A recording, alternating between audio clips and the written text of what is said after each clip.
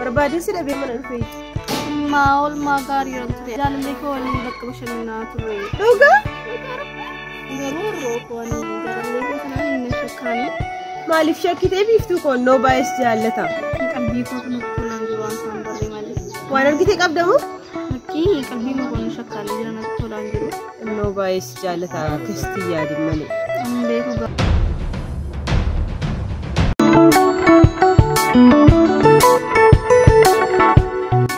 Bareedaa ko akkanitti si yaade ati na yaadattumti sila. Yoom si yaaduu dhiisee yeroo dhuman dhabe malee.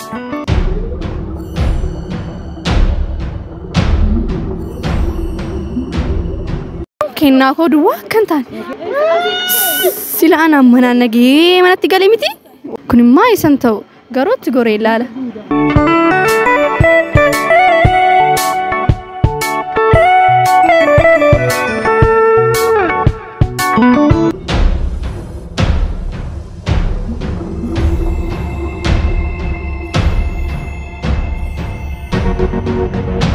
Kasmiti malee isheen obboleettikooti malee seenu.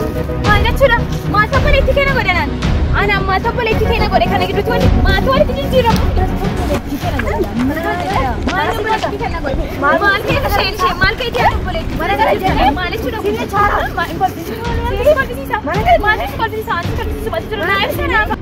Maal jechuudha? Kunnaaf malaa garuu. Kunnaaf malaa. Waa jechuun rakkina qabu kana booddee akka maqaa koonumni sin beeku nan beektu rakkina qabu kun waa jechuun miti. Nabraafi akkana dhufa.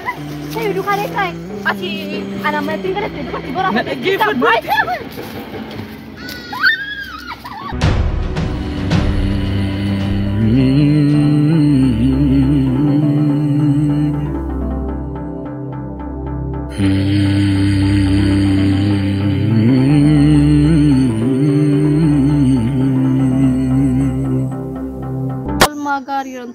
Jalallee ko fanan ture.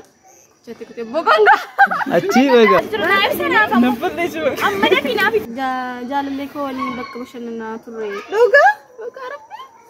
Bakka.